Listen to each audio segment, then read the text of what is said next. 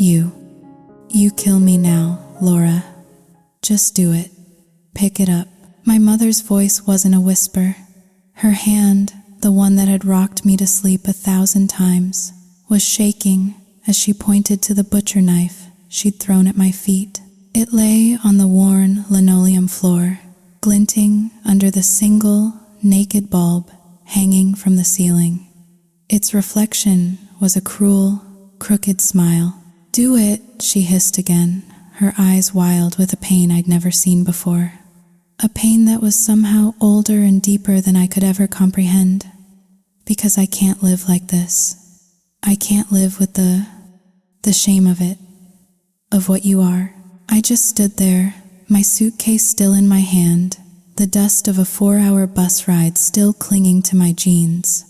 I'd come home to surprise her, and now, this. How did we get here? How does a daughter who left this forgotten little town in Ohio with dreams as big as the sky end up staring at a knife at her own mother's feet? It's funny, isn't it? How a single decision, a single wrong turn, can unravel an entire life. For me, it started when I was 20. I packed my life into 2 suitcases and a heart full of hope, and I ran to Chicago. I was going to be someone, but the city, it chews up hope for breakfast. The jobs I could get barely paid for the shoebox apartment I shared with 3 other girls. And then there was Jenna, with her tired eyes and cynical smile, who saw the desperation clinging to me like cheap perfume. She told me about a world where you didn't need capital, just availability. A world of high-end restaurants I'd only ever seen in movies, of beautiful clothes I could never afford, of men who paid for your time. "It's not what you think," she'd said, blowing smoke towards the ceiling of our cramped room. "It's just dinner. It's just conversation. They're lonely, that's all." At first, it was dinners, drinks, easy money. I was introduced to a woman named Tess. She wasn't a pimp, not in the way you see in movies. She was a connector, a broker of loneliness. But the lines blurred so quickly. A hand on your knee becomes a hand on your thigh. A goodnight kiss at the door becomes an invitation upstairs. And before you know it, you're not just selling your time anymore. You forget when the change happened. You just know that one morning, you wake up in a hotel room that costs more than your monthly rent. And the man sleeping beside you is a stranger, and the money on the nightstand feels both like a blessing and a curse. You learn to build walls inside your head. You separate Laura, the girl from Ohio who loves her mom, from that Laura, the one who smiles and laughs and pretends in the dark. Most of the girls I knew, we were all starved for something real. We'd fall in and out of love in a week, clinging to any man who showed us a shred of kindness, only to be used up and tossed aside when our bank accounts ran dry. I saw girls get lost in it, sucked into drugs, into a despair so deep they forgot who they were. I was one of the lucky ones, I told myself. I never touched the hard stuff. I knew this wasn't forever. I never blamed my circumstances. No one held a gun to my head. This was my choice, my life. And with a job like this, you learn to live with the world's judgment. You have to. You let the whispers and the stares bounce off you, or they'll tear you apart. My mom, back home, she knew nothing. She and the rest of our small town thought I was a hard-working assistant at some big firm in the city. Every month, a chunk of my earnings, the dirty money, would land in her bank account. I used it to fix the leaky roof on our old house, to replace the rotting porch steps, a new coat of paint, a garden out front. And that's when the whispers started, but they were different whispers then, good ones. The news spread through town like wildfire. Laura, that quiet girl, she's really making something of herself. What a good daughter. I remember walking into Miller's Groceries, the only real grocery store in town. Sarah Miller was behind the meat counter, wiping it down with a damp cloth. She saw me and her face lit up. "Laura, honey, get over here." I walked over, my shopping basket in hand. "Hey, Sarah, what's up?" "What's up? I'll tell you what's up. I hear you sent your mom enough money to get the whole house resided. Is that true? They say it looks brand new." I felt a hot flush of shame creep up my neck. "Oh, it was just some necessary repairs, you know, nothing major." She laughed, a loud, booming sound that echoed in the small store. "Nothing major? Honey, the whole town's talking. Said you must have spent near 100 grand. Don't be so modest. We're all just so proud of you. Lord knows, it's about time your mother had something to smile about." "It's not like that, Sarah. I'm not rich or anything." "Could have fooled me," she said, her smile unwavering. "You're doing a hell of a lot better than my niece, let me tell you. She went to the city years before you did, and all we get are phone calls asking for money, never sends a dime home. What is it you do up there, anyway? Whatever it is, you must be damn good at it." The question hung in the air, cold and sharp. I felt my smile freeze on my face.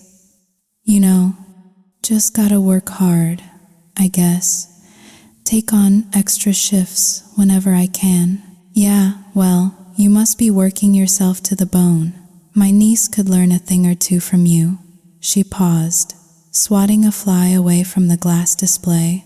"Tell you what, let me give you a couple pounds of ground chuck on the house." "Oh no, I couldn't." "Nonsense. For a good kid like you, it's the least I can do." As I walked out of that store, the free meat feeling heavy in my bag, the guilt was like a physical weight in my stomach. With every dollar I sent home, the lie grew bigger. My mother, who had spent her life being looked down on in this town, was finally able to hold her head high. She'd walk through the town square, telling anyone who would listen about her wonderful, successful daughter in the big city. She was so proud, and her pride felt like a knife twisting in my gut. I tried to talk to her about it once. We were sitting on the new porch swing I'd bought her. "Mom, maybe you shouldn't talk so much about the money I send. It makes me uncomfortable. People will think we're bragging." She stopped swinging and looked at me, her brow furrowed. "Bragging? Laura, for the first time in my life, I have something to brag about. You think I haven't heard what they've said about us for 30 years? The poor widow and her quiet daughter, they look down on us, honey. They just never said it to your face. Now, I can finally look them in the eye. You gave me that. Why would you want me to hide it? You're not stealing it, are you? You're working hard for it. So let me be proud." I let it drop. What could I say? "I have to head back to the city this afternoon, Mom." "So soon? You just got here. You usually stay for the whole weekend." "I know, but a big project came up at work. They need me back early." "All right," she said, her voice softening. "You just make sure you're not working too hard, you hear me? Don't make all that money just to give it to the doctors." "I won't, Mom. I promise." Back in the city, the lie felt easier to manage. In my small, cramped apartment, just big enough for a bed and a dresser, the two worlds could stay separate. I sat on my bed, back against the cold wall, a cigarette dangling from my fingers, watching the city lights begin to sparkle. This was my reality. Jenna was at the vanity, meticulously applying a layer of bright red lipstick. "You just gonna sit there and mope all night? Or are you coming out?" she asked, her eyes meeting mine in the mirror. "I'm coming. Just give me a minute, thinking about home again." "How'd you know?" "You always get that look after you come back. Listen, What your mom doesn't know won't hurt her. You're giving her a better life. Isn't that what matters? I guess. You guess? Honey, look around. This is what we do to survive. Some of us send money home. Some of us send it to a dealer. At least you're doing something good with it. She stood up, smoothing down her tight black dress. Now, hurry up and put your face on. Let's hope tonight brings in a few big fish. My life was a loop. Day after day, night after night. No dreams, no expectations, and certainly no hope for a real love. What man would ever truly want to be with a woman like me? I thought this was it. I thought this was all my life would ever be. An endless cycle of lonely nights and guilty mornings, until the day the loop broke. The day the two worlds I had so carefully kept apart came crashing together. I still don't know how she found out. A spiteful letter, an anonymous phone call, someone from town who saw me in the city with the wrong kind of man. It doesn't matter. All that matters is that she knew, and the knowledge shattered her. The shock was so great it sent her blood pressure soaring. She collapsed. When I got the call, I took the first bus home, my heart pounding a frantic rhythm against my ribs. And that's how I ended up here, standing in the kitchen of my childhood home, the home I had rebuilt with my shame, staring at my mother, whose love was the only thing that had ever felt pure in my life, as she begged me to pick up a knife and end her misery. Her eyes were filled with a terrible, pleading agony. "Tell me it's not true, Laura," she whispered, her voice cracking. "Please, just open your mouth and tell me it's all a vicious lie, a rumor. Tell me." My face was already wet with tears, streaming down my cheeks, dripping onto the floor. I had rehearsed this moment in my nightmares 1,000 times, but facing it, God, it was like being flayed alive. What could I say? The truth was a poison, and the lie was a cancer. All I could do was fall to my knees, my hands clasped together, and bow my head before her. "I'm sorry, Mom," I choked out, the words tearing my throat apart. I know anything I say now is just an excuse. I'm a disappointment. I've brought you nothing but shame. If I had known," she said, her voice a low, venomous growl. "If I had known where that money came from, I would have rather starved. I would have rather died in this rotting house than touch a single filthy dollar. I just wanted things to be better for us," I cried, grabbing at her hand. It was cold and limp in mine. "Better? There are 1,000,000 jobs in this world, Laura. 1,000,000 honest ways to make a living. And you chose this? Do you have any idea how it feels? To hold that money? To live in this house? It's humiliating." Her voice trembled. "What am I supposed to do now, Laura? Tell me, what am I supposed to do?" "Go," she said, pulling her hand away as if I'd burned her. "I don't have a daughter like you. Get out of my sight. Tomorrow, I'm hiring someone to tear this house down. Every last board." "No, Mom, please." I scrambled to my feet. "If you don't want to see me, I'll go. I'll leave and never come back. But don't tear down the house, please. Where will you live? That's not your concern. Go. Get out of my house. Please, Mom." "Are you going?" she screamed, her eyes flashing towards the knife. "Or do you want to watch me tear this place apart with my bare hands?" "I'm going," I whispered. "I'm going." I picked up my suitcase and walked out, not daring to look back until I reached the gate.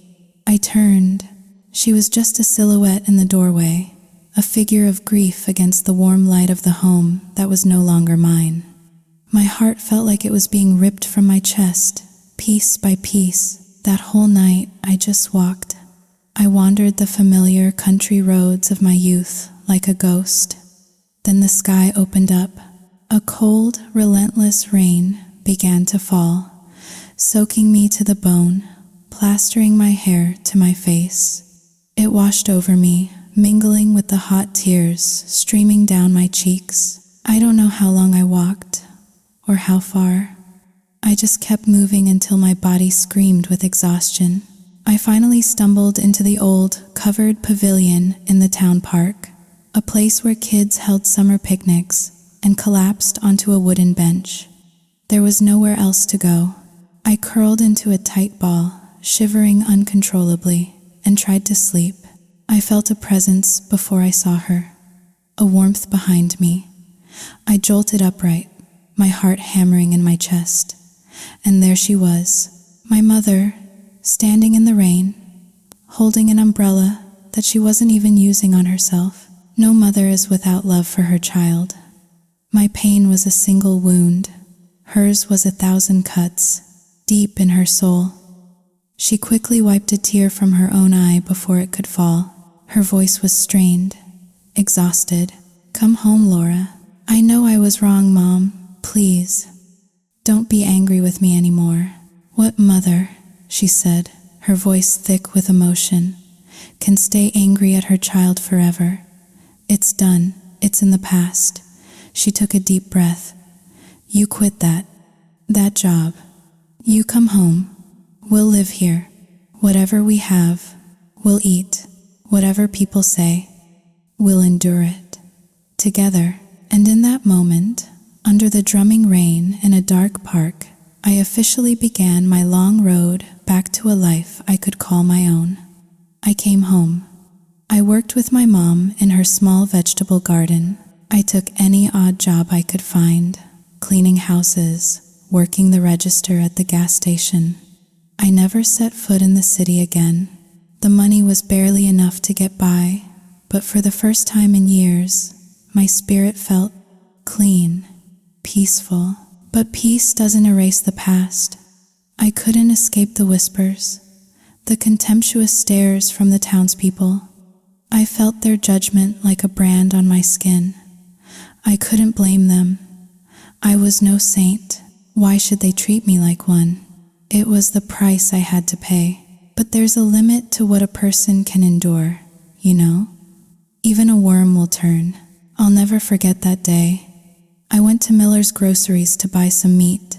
Sarah, who had once praised me, now looked at me like I was something she'd scraped off her shoe. She waved her hand dismissively. "We're not serving you. Go somewhere else." Her words were loud enough for the other customers to hear. The humiliation was instant and overwhelming. "What did you say?" "You heard me. I'm not selling to your kind. Go on. Get out. You're tainting my store." I couldn't take it anymore. A rage I didn't know I possessed boiled up inside me. "My kind? I'm paying with money, Sarah, same as everyone else. I'm not asking for a handout. What gives you the right to treat me like this?" "Go somewhere else," she yelled, her face turning red. "I don't want your filthy money here. Go on. Get out before I call the sheriff." "Being a whore doesn't mean I robbed your house, Sarah," I shouted back, my voice shaking. "You have no right. Be careful what you say. You never know when karma will come knocking on your own damn door." "Get out," she screamed. "Go on. Get out of my town, you shameless whore." Just then, my mother appeared behind me. She grabbed my arm, her grip like iron, and pulled me out of the store. The whole way home, she stared at the ground, her face a mask of shame. "Aren't you embarrassed?" she finally snapped when we were back in the house. Standing there, screaming like that in front of everyone? "She started it, Mom. She was cruel. I couldn't just stand there and take it." "From now on, you don't go out anymore," she said, her voice flat and final. "You stay in this house. You hear me?" From that day on, my world shrank to the 4 walls of our small home and the rows of vegetables in our garden. I didn't see friends. I didn't talk to anyone. Not that anyone wanted to talk to me anyway. My life, and my mother's, became a quiet, lonely existence, Until the day another storm came. A storm far worse than gossip. After a series of tests, the doctor sat us down. He had that look on his face, the one they teach in medical school. The look that says, "I have to tell you something that will break your world in two." It was cancer. Ovarian. Aggressive. My world didn't just break. It disintegrated. I gathered every last dollar we had. I sold everything of value. But it was a drop in the ocean compared to the mountain of medical bills. I started borrowing from neighbors, from distant relatives. But you can only ask for so much before people stop answering their doors. I was out of options. I was desperate.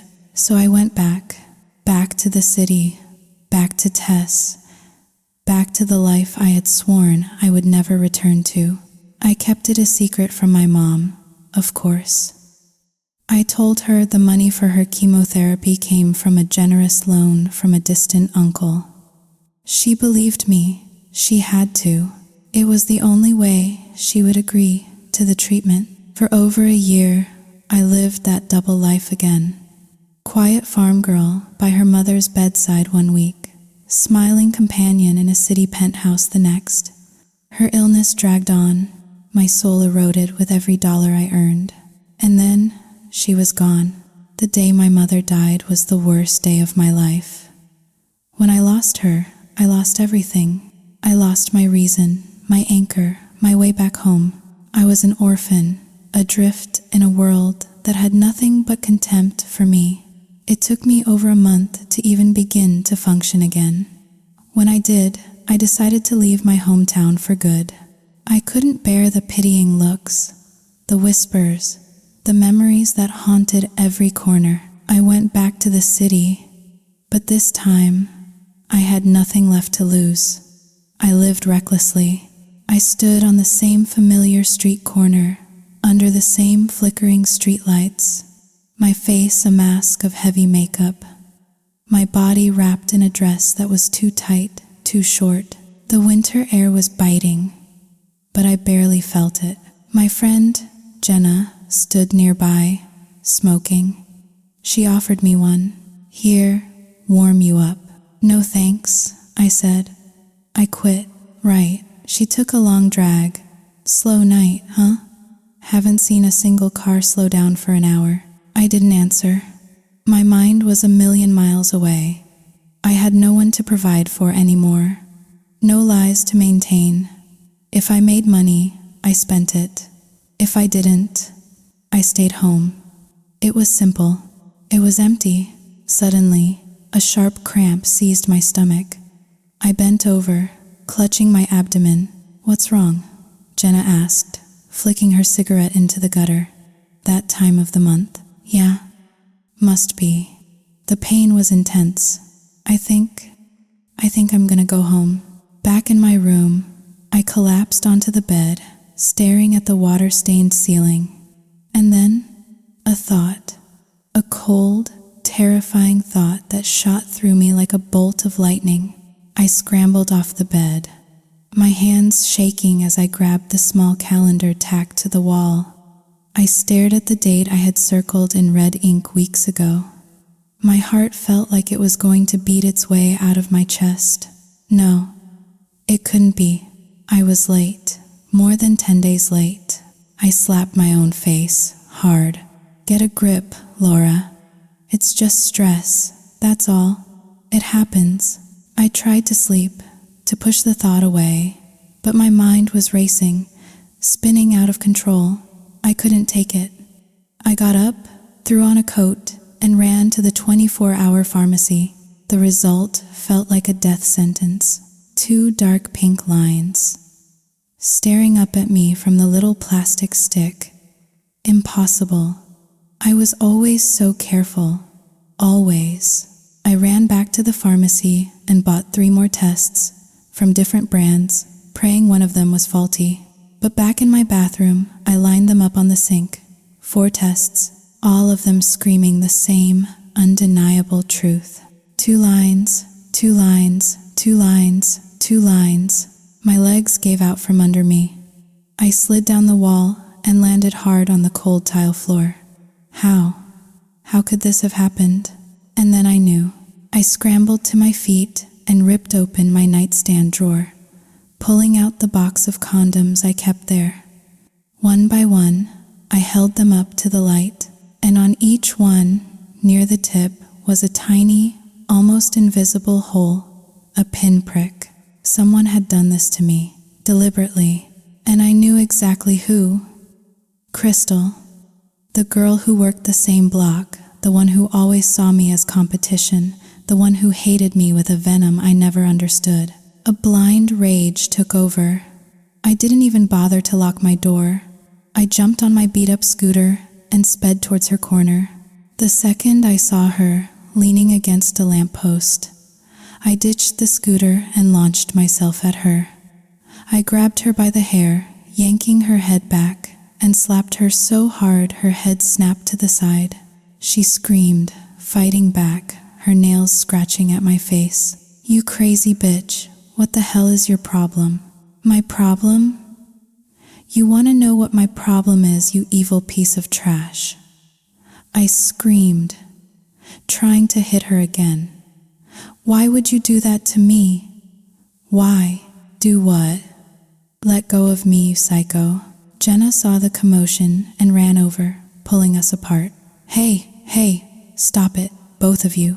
This is where we work, not a goddamn wrestling ring." Crystal pointed a shaking finger at me. She just attacked me for no reason. "No reason?" I shrieked, my voice raw. "You sabotaged me. You poked holes in my condoms, and now I'm pregnant. You did this." "What?" Crystal's eyes went wide. "Are you insane? Why would I do that?" "Because you hate me. Who else would have done it?" "I don't know what you're talking about," she spat, backing away. "I'm trying to work here. Don't bring your crazy over here." She walked off, and I started to go after her, but Jenna held me back. She dragged me back to my apartment, kicked the door shut, and looked at me, her face serious. "Laura, is it true?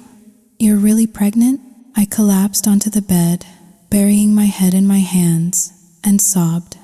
Her silence was all the answer she needed. "So," she said softly, sitting beside me, "what are you going to do? Are you going to keep it?" "I don't know," I whispered. "Oh God, Jenna, I don't know." For a whole week, I didn't leave my room. I shut out the world. My life was already a minefield of regret and shame. How could I bring a child into this? A child who would be born into a world that would judge it from its first breath. A child whose father could be one of a dozen strangers. What right did I have to create a life, only to sentence it to hardship and scorn? I hated myself. I hated my body. I wanted to peel off my own skin, to scrape away every dirty, broken part of me. I was a terrible person, a lost cause. And then, one night, I had a dream. I was standing on one side of a bridge, shrouded in fog. On the other side, a little boy, no older than 4 or 5, was running towards me, his arms outstretched, a huge, toothy grin on his face. He kept calling out to me, "Mommy, Mommy, wait for me." A wave of terror washed over me. I turned and ran, away from him, away from the bridge. But he was fast.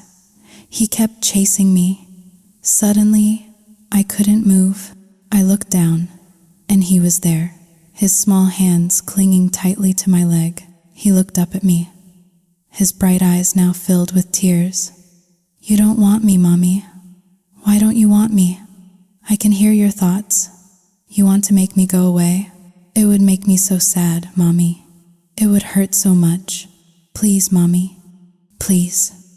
I woke up with a gasp, drenched in sweat. I fumbled for the lamp, flooding the room with light.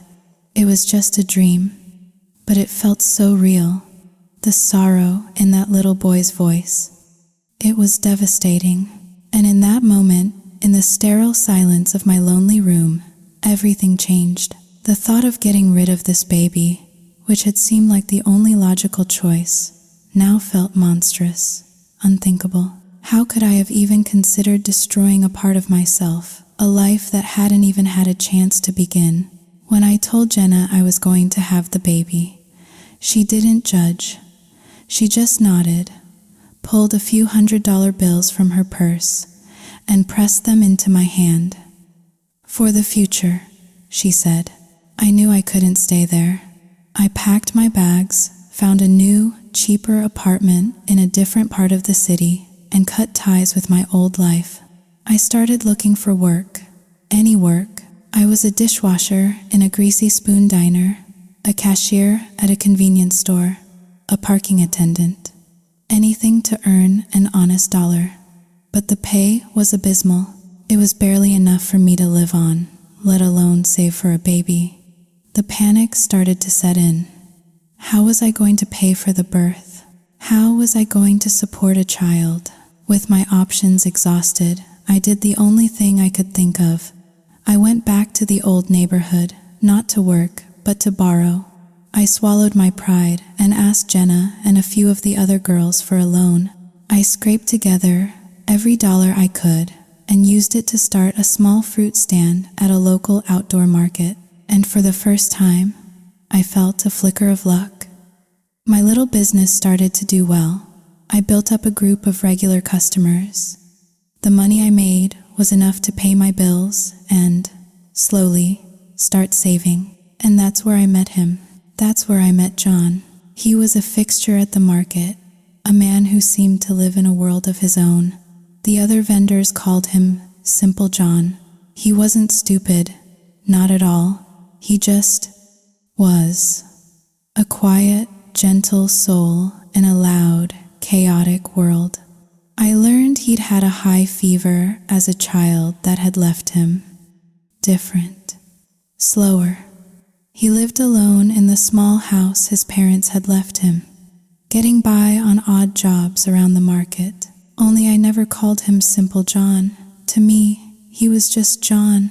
Every single morning, like clockwork, he would appear at my stall just as I was setting up. He'd help me unload the heavy crates of fruit, his movements careful and deliberate. I always tried to give him a few dollars for his help, but he'd always refuse, shaking his head with a shy smile. Instead, he'd often press a crumpled dollar bill or two into my hand, point to my growing belly, and say, for baby. I felt so guilty taking his money that I started buying him lunch every day.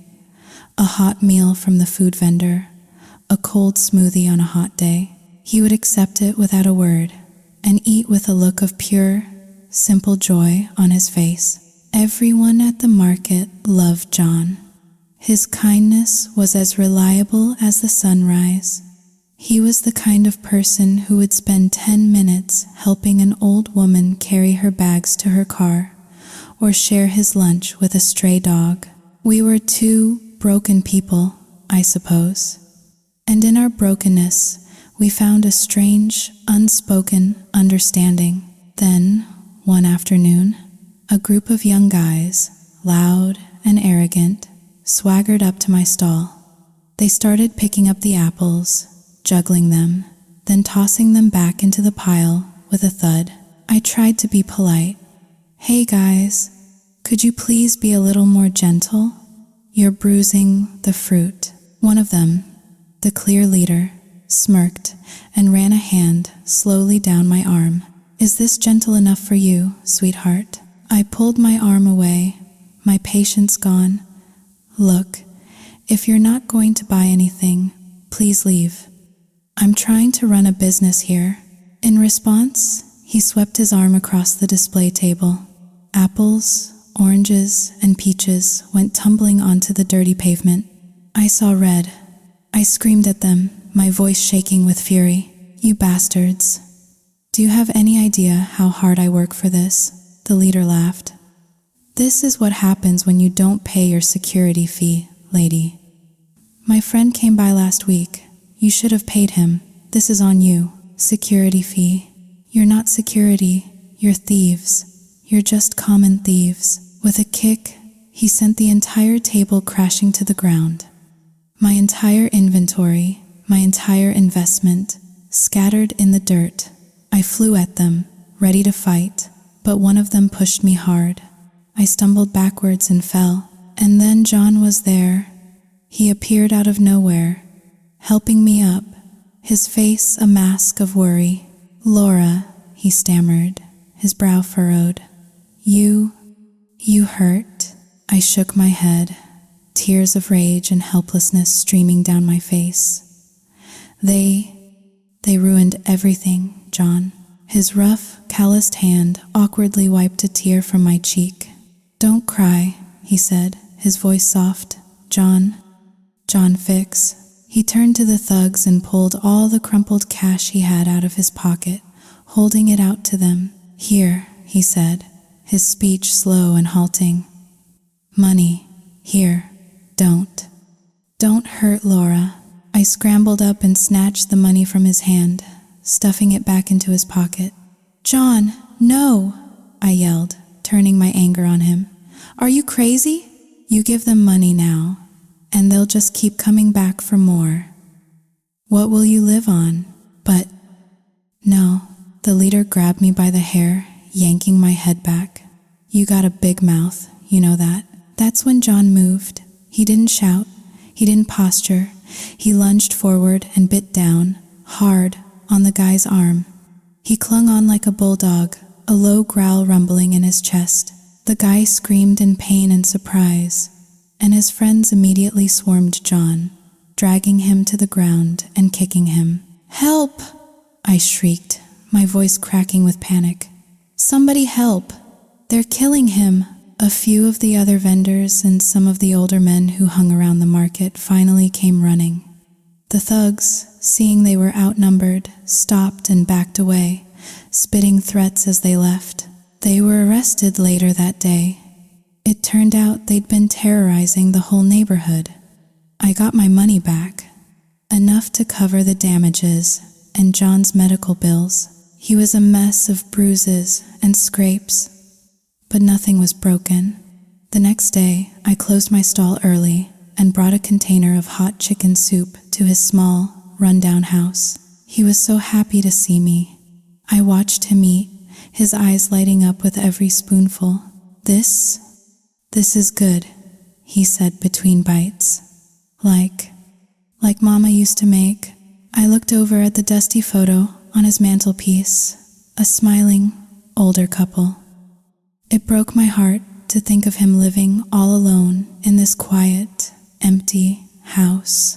"Are you still in pain, John?" I asked softly. He shook his head. "No more pain." "Good. I'm glad." I stood up to leave. "You get some rest, okay? I'll check on you tonight, okay?" He smiled that pure, simple smile of his, and in that moment, I felt a wave of affection for this kind, gentle man that was so strong it almost knocked me off my feet.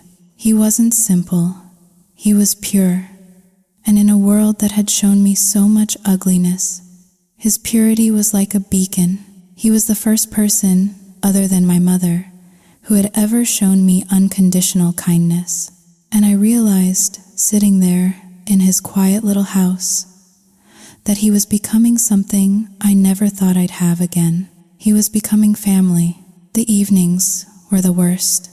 The heat of the long summer day, trapped by the tar paper roof, would radiate down into my small room, turning the air thick and suffocating. My apartment building wasn't really an apartment building. It was a tenement, a collection of single rooms on a long, dim hallway. A place for people on the edge.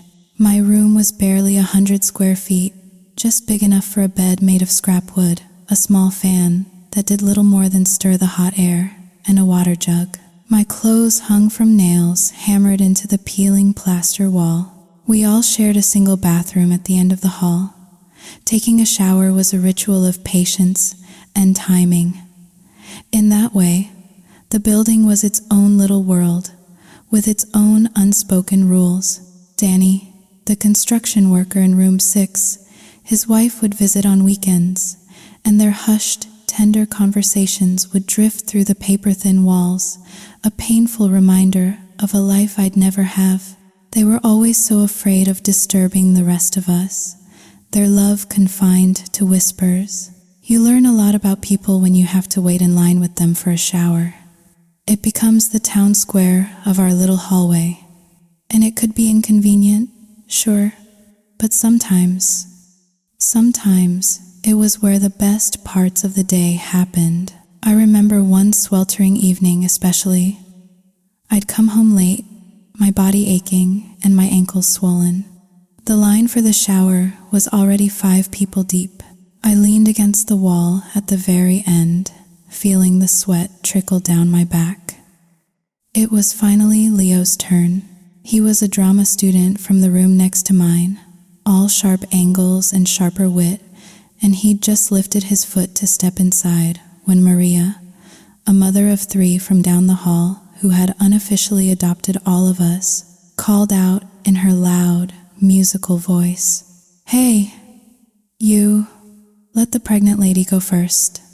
A big, strong man like you can wait." Leo turned, a towel slung dramatically over his shoulder. "A man has needs, Maria. A man needs to wash off the grime of the day." The small crowd in the hallway chuckled. "Go on with you," another neighbor chimed in. "You're just going over to your boyfriend's place anyway. Shower there." Leo clutched his chest as if wounded, and show up uncleansed. The horror. A gentleman is always prepared. He was a born performer, and even in our dingy hallway, he found his stage. But then he caught my eye. His playful expression softened. He sighed, a great, theatrical exhalation, and stepped aside, bowing with a flourish. "For you, my lady," he said, gesturing to the bathroom door. He leaned in conspiratorially. "I'm only doing this because Maria scares me, but you owe me." I couldn't help but smile. "Thank you, Leo. Don't thank me yet," he called after me as I closed the door. "My price is naming the baby after me. Leo, or Leona. It has a certain star quality, don't you think?" The hallway erupted in another wave of laughter. In those moments, surrounded by the easy banter of these strangers who had become my neighbors, my family, I felt a flicker of something I hadn't felt in a long time. I felt normal. The next morning, I was back at the market, arranging my fruit into neat, colorful pyramids. John's shadow fell over the stall, right on cue. He was already there, a silent, steady presence. "Morning, John." He gave me his small, shy smile. "Heavy," he said, pointing to a crate of melons. "John, help. My back would appreciate that," I said, and we worked in comfortable silence for a few minutes. "I'm going to grab some breakfast. I'll get us both something." I came back with a warm, foil-wrapped breakfast burrito for him and a plain bagel for myself. I handed him the burrito, but he just shook his head, taking the bagel from my other hand instead. "No, John," I insisted. "You take the burrito, you work hard, you need it more." "Bagel." "Better," he said, already unwrapping it. He looked at me, then at my stomach, and I knew what he was thinking. In his mind, the burrito, with its eggs and meat, was better for the baby. It didn't matter what I said, he had already decided. He was always giving the best of what little he had to me, to this unborn child. It was humbling. It was heartbreaking. Just as I took my first bite, it happened. A sudden, violent cramp that doubled me over. It was a sharp, twisting pain, so intense it stole my breath. I dropped the food and sank to the ground, clutching my stomach. John was instantly at my side, his face a canvas of pure panic. He didn't know what to do. "Laura? Laura? What? What is it?" "My stomach," I gasped. another wave of pain washing over me. It hurts so bad, John. Get me to a hospital, please. Hospital, he repeated, the word grounding him. Okay, hospital. He didn't hesitate. He scooped me up into his arms as if I weighed nothing and started running. He carried me all the way out of the market and to the main street, shouting for a taxi, his face streaked with sweat and fear. At the county clinic, a young, tired-looking doctor examined me. She confirmed my fears. A threatened miscarriage. She wanted to admit me for observation. I shook my head, my voice barely a whisper. I can't, doctor, please. I'm a single mother. I don't have insurance. I don't have any money. If I don't work, I don't eat. Is there anything you can give me to take at home? She looked at me, her professional mask slipping for a moment, revealing a flicker of deep human sympathy. She understood. Okay, she said softly. I'll write you a prescription, but you have to promise me you will go home and do nothing. Absolute bed rest. Don't lift anything. Don't even walk around if you can help it. And if you see any spotting, any bleeding at all, you come back here immediately. Do you understand? This is very serious. Yes, I whispered, relief and terror warring inside me. I understand. Thank you.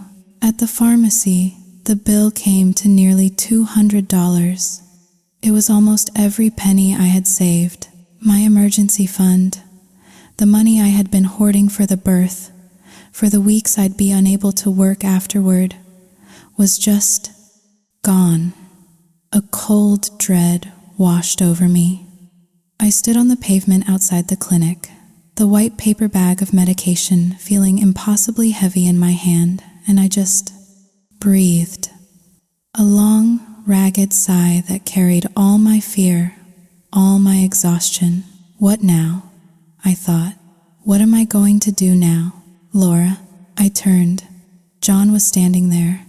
He had been waiting for me this whole time. I had thought he'd gone back to the market. You're still here? He nodded, his eyes searching my face. Baby, okay? His simple question, his genuine concern, broke something open inside of me. I tried to nod, tried to tell him everything was fine, but the words wouldn't come. Baby's okay, I finally managed to say, my voice thick. We just have to be careful.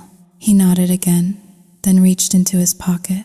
He pulled out his entire day's earnings, a small, crumpled wad of bills, and pressed it firmly into my hand. Laura can't say no, he said, his voice more determined than I had ever heard it. This, for baby. Buy good food, for baby. And that was it. That was the thing that broke the dam. The unconditional kindness, the selfless generosity from this man who had nothing. It was too much. The tears I had been holding back for months, for years, finally came. I wasn't just crying for the fear, or the pain, or the money. I was crying from a place of profound, aching gratitude. I threw my arms around him and sobbed into his shoulder, clinging to him like a lifeline. He was stiff with surprise for a moment. Then his arms came up and gently, awkwardly, patted my back. It was the first time I had been held like that, with such simple, uncomplicated care, since my mother died. Don't cry, he whispered, his voice rumbling near my ear. He sounded distressed. Baby will be sad, and John will be sad, too. I heard what Maria had told me once, an old wives' tale she'd brought from Puerto Rico. If a mother cries too much when she is pregnant, the baby is born with a sad face, all wrinkled from worry. The thought was so absurd, so tender, that a laugh bubbled up through my tears. I pulled back, wiping my eyes with the back of my hand, and forced a smile for him, a wobbly, tear-stained smile. See? I said, my voice still shaky. I'm not crying. We're okay. We went home.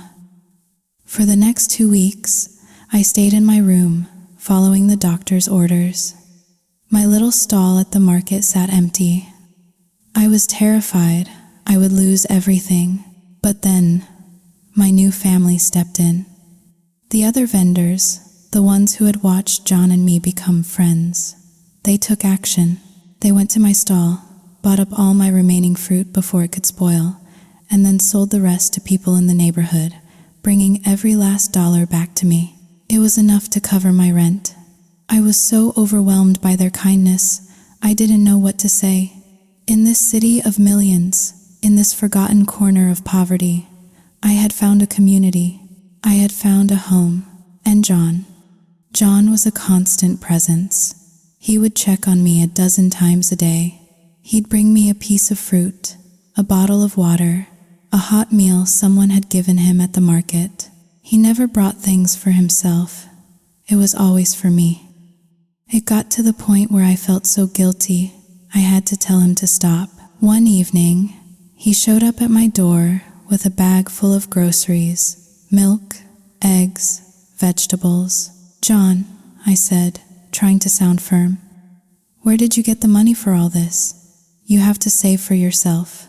He just smiled, reached into his pocket, and pulled out a thick wad of cash, fanning it out for me to see. Lots of money, he said proudly. For Laura, for baby. I took the money from him, smoothed out the crumpled bills, and, when he wasn't looking, I slipped a $50 bill from under my pillow into the middle of the stack. I folded it back up and gave it to him. This is too much, John. You keep it. You have to eat too.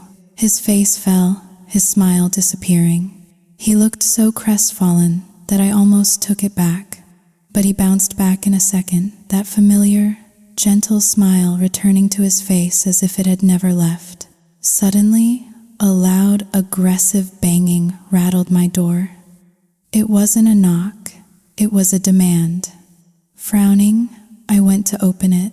The moment I turned the knob, the door was shoved open, sending me stumbling backward. A man and a woman I'd never seen before stormed into my tiny room. Luckily, I caught myself on the wall before I fell. My fear instantly turned to anger. Who the hell are you? You can't just barge into my room like that. Get out. The man ignored me completely. His eyes landed on John. There you are, he said, his voice dripping with annoyance. I've been looking all over for you. What are you doing here? John seemed to shrink under his gaze. Brother, he mumbled. It was his family, his younger brother. The woman must have been his girlfriend. What am I doing here? His brother sneered. I'm here to drag you home. I've been waiting all day. Let's go. No, John said, shaking his head. No, go. Stay. Help Laura. The brother shot me a look of pure contempt. So, it's true what they say. She's got you wrapped around her little finger, taking all your money, playing on the fact that you're a fool. The accusation hit me like a slap. What are you talking about? I have never taken a dime from your brother that I didn't pay back. Oh, spare me, he scoffed. People talk. They see a pregnant woman with no husband cozying up to a simpleton with a house. It's not hard to connect the dots. You're probably after his house, aren't you? This man, who looked at his own brother with such disdain, who called him a fool to his face. I couldn't believe the cruelty. You're a real piece of work. You know that? I snapped back. Don't you dare talk to him like that. Don't tell me how to talk to my own brother, he shouted, taking a step towards me. And don't think just because you're a woman, I won't. Before he could finish the sentence, John launched himself at his brother, just as he'd done with the thug at the market. He was trying to protect me. The brother, furious, shoved John hard. John, caught off balance, crashed to the floor. Are you insane? The brother yelled. He just bit me. Don't hurt. Laura, John yelled from the floor. I didn't even touch her. It was obvious there was no love between them. It wasn't my place to interfere, but I couldn't watch this. I helped John up and spoke to him softly.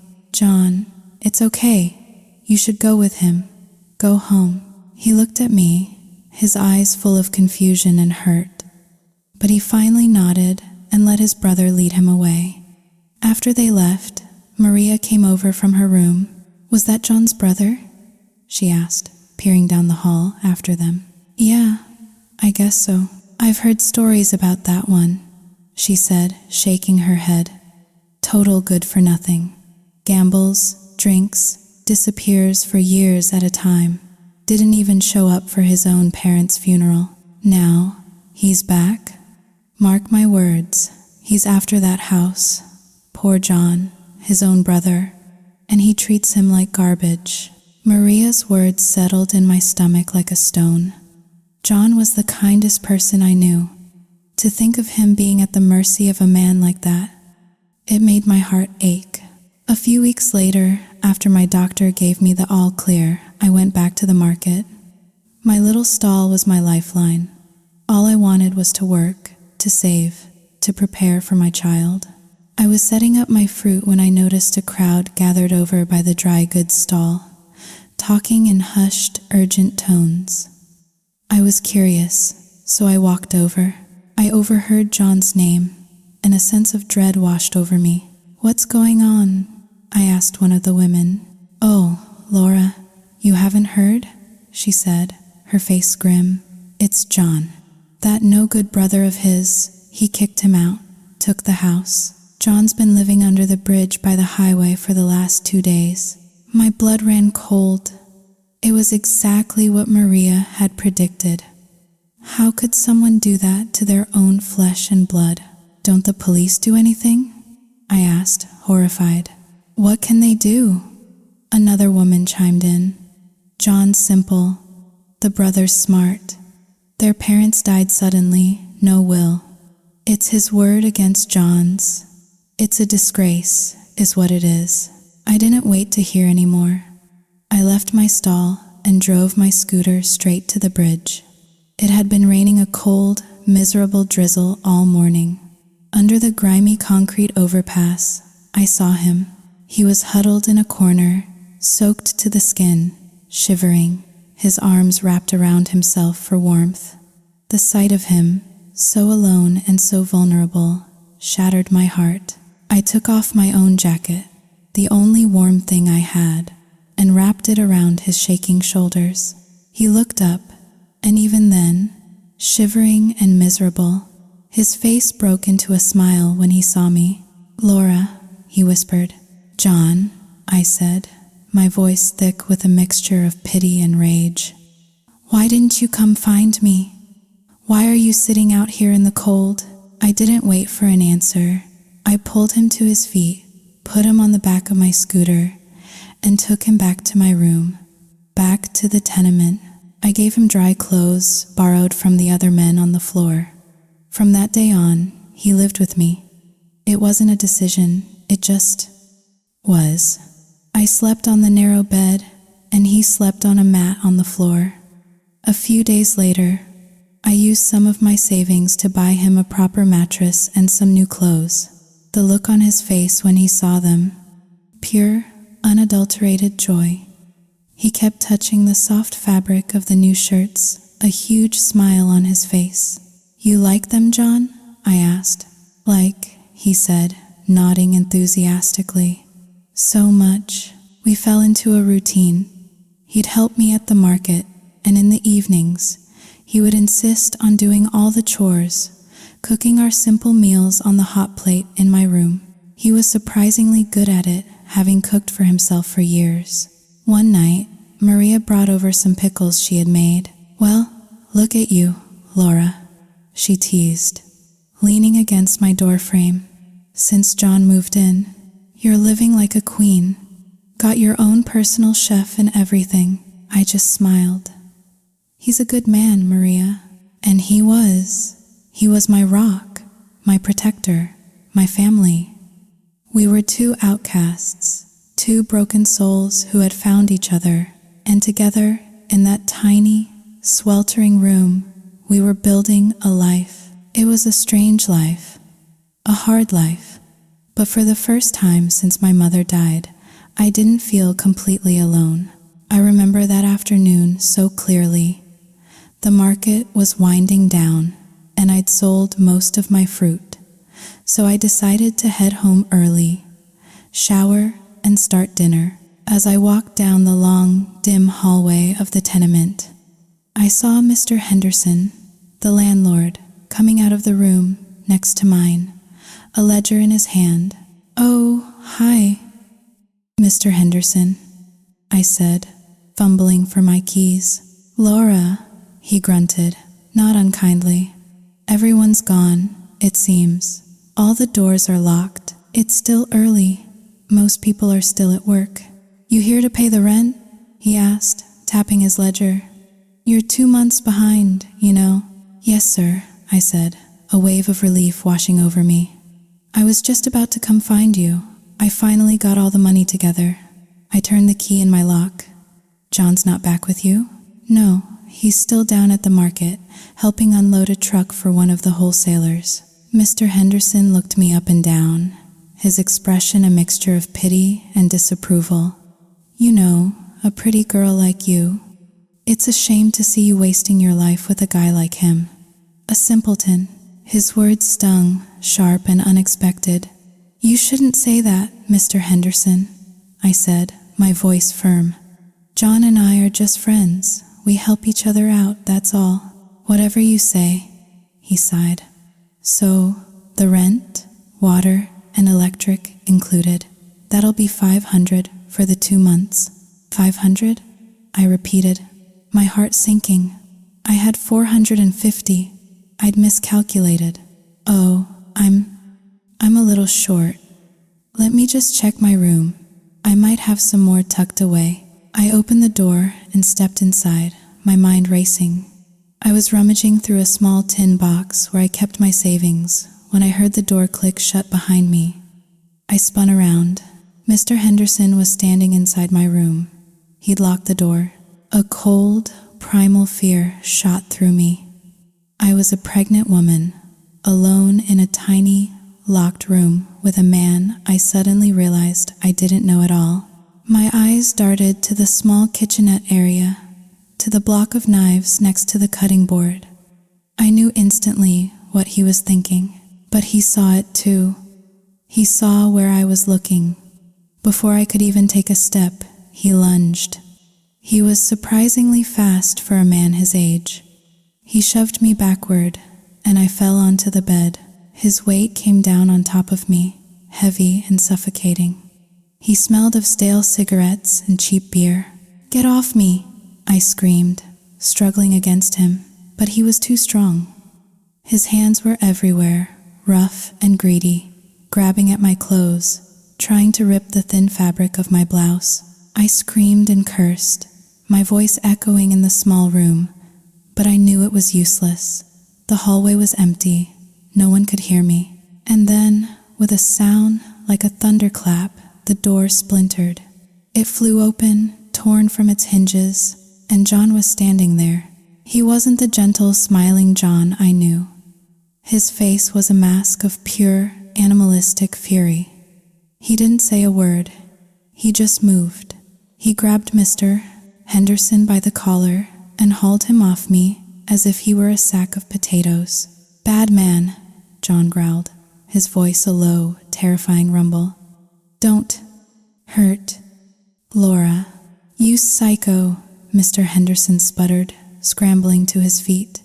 "She's just a common whore anyway, acting all high and mighty." He spat the words out. Then, seeing the look in John's eyes, he didn't stick around. He bolted out of the ruined doorway and was gone. I was still on the bed, shaking, a mess of tears and snot. John came over to me, his rage instantly replaced by that familiar, gentle concern. He knelt beside the bed and used his calloused, clumsy hands to wipe the tears from my face. "Don't cry," he whispered, his voice trembling. John. John hurt when Laura hurt. I couldn't speak. I just threw my arms around his neck and held on, sobbing out all the fear and humiliation. Why? Why did the world always have to remind me of what I had been? Why couldn't they just let me be? The next day, I told Mr. Henderson's wife, a kind, timid woman named Susan, what had happened. She wasn't surprised. It was clear she knew exactly what kind of man she was married to. She apologized profusely, her face etched with shame. "Laura, I am so sorry," she said, her hands twisting in her apron. "That old fool. I don't know what to do with him anymore. Please don't go to the police. It would be a scandal. I'll give you 3 months free rent as compensation. I promise you, this will never, ever happen again." She seemed so genuinely distressed, so trapped in her own miserable life, that I agreed. And true to her word, her husband never came near our end of the hallway again. Life went on. The day of my mother's memorial was approaching. I arranged my stall, caught the bus, and went back to my hometown. I laid flowers on her grave and sat there for a long time, telling her everything, the good, the bad, the baby on the way. Back at my uncle's house, sitting around his dinner table, he looked at me with worried eyes. "You know, you don't have to go back there," he said. "You could stay here, have the baby here. Family should be together." "I can't, Uncle Joe," I said, shaking my head. "You know what this town is like. I can't raise a child here, not with the way they talk, the way they look at me. It's been years, Laura. People forget. A stain is a stain, Uncle Joe. It doesn't wash out." As I was walking to the bus station that afternoon, I ran into a group of girls I'd gone to high school with. I had my face covered with a mask and sunglasses, but they recognized me anyway. "Oh my God, is that Laura?" One of them called out. "Laura, it is you." I tried to pretend I didn't hear them, walking faster, but they ran and blocked my path. One of them pulled the mask from my face. "We knew it was you. Where have you been hiding all these years? And look at you." Her eyes dropped to my swollen belly. "Wow, knocked up. Who's the lucky guy?" "There's no guy," I muttered, pulling my mask back on. "No husband?" Another one chimed in with a malicious giggle. "You always were a fast worker, weren't you? I heard you were. You know, working in the city for a while. Looks like the work paid off." The laughter followed me all the way to the station. I sat on the bus, staring out at the passing fields, and let the tears fall. It didn't matter how many years passed. To them, I would always be that girl, the whore, the shame of the town. The day my son was born was the day my life began again. It happened late at night. The pains started, sharp and insistent. John and Maria rushed me to the hospital. The birth was quick, mercifully so, and then I heard it, a tiny, furious cry, filling the sterile room with life. And as they laid him on my chest, this perfect, tiny human, his face red and crumpled, I cried too, not from pain, but from a love so overwhelming, so fierce, it felt like my heart was going to burst. I couldn't put it into words then, and I can't now. It was just everything. John was my rock during those first few weeks. He did everything. He cooked, he cleaned, he changed diapers. He was clumsy at first, all big hands and worried eyes. But Maria showed him what to do, and he learned fast. The only thing he couldn't bring himself to do was hold the baby. He was terrified he would drop him. It wasn't until my son, who I named Daniel, was a few weeks old, a little sturdier, that John finally worked up the courage. And once he held him, he never wanted to put him down. He would carry Danny around the apartment for hours, just staring at his face with a look of absolute wonder. The other people in the tenement would tease him. "You keep holding him like that, John. He's going to get so attached he'll never let you go." And John would just smile and say, "Good. John like that." Time passed. Peaceful, happy years. Danny grew into a bright, funny, curious little boy. When he turned 4, I enrolled him in a preschool near our apartment. I would drop him off in the morning on my way to the market, and John would pick him up in the afternoon. And then, one day, the past came back. I was picking Danny up from school because John was busy at the market. As I was walking out, holding my son's hand, a man stopped in front of me. A man with a familiar face I hadn't seen in 5 years. He was a client, one of the regulars from my old life. I tried to walk around him, pretending not to see him, but he stepped into my path. "Laura?" he said, a slow, sleazy smile spreading across his face. "I thought that was you." "You're mistaken," I said curtly, pulling Danny closer to me. "Oh, I don't think so. I'd know that voice anywhere." He lowered his own voice. "You still working? Can you please keep your voice down?" I hissed, my heart pounding. We were surrounded by other parents and their children.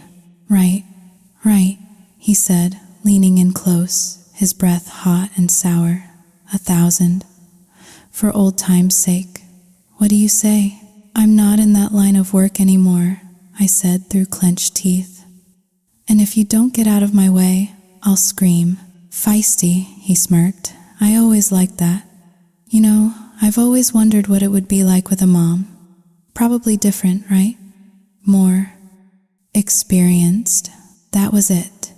"Shut your filthy mouth," I snarled, my voice low and dangerous.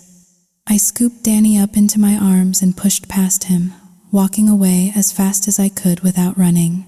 The next day, I got a call from Danny's teacher. I had to close my stall early and rush to the school. When I got there, I found John in the principal's office, holding a sobbing Danny tightly in his arms. "What happened?" I asked, my eyes darting from my son's tear-streaked face to John's worried one. "Danny, baby, are you okay?" John pointed a trembling finger at another woman sitting across the room. She was impeccably dressed, her face a mask of cold fury. It was the wife of the man from yesterday. I walked over to her. "Did you hurt my son?" "Hurt him? I barely touched him," she snapped. "Children get into disagreements. It happens. The issue here isn't a little push and shove on the playground." "Then, what is the issue?" I demanded. "The issue," she said, her voice dripping with venom, "is that I don't want my daughter playing with the son of a whore, and I certainly don't appreciate a woman like you trying to lecture me on morality." My blood ran cold. "What did you just say?"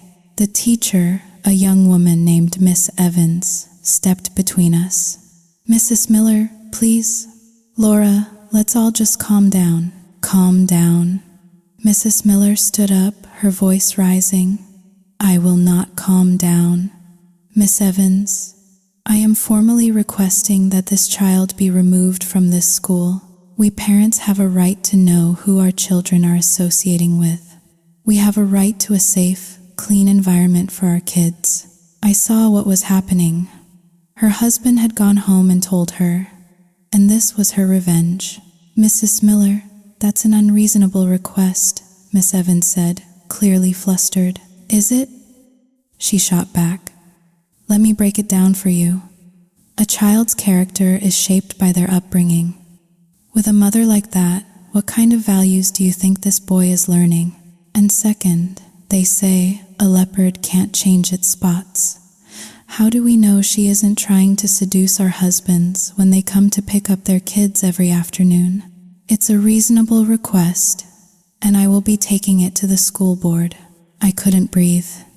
The air in the room was thick with her hatred. I stepped forward until I was right in her face. My own voice, a low, shaking whisper. "Everyone has a past," I said. "And I guarantee yours isn't as perfect as you pretend it is.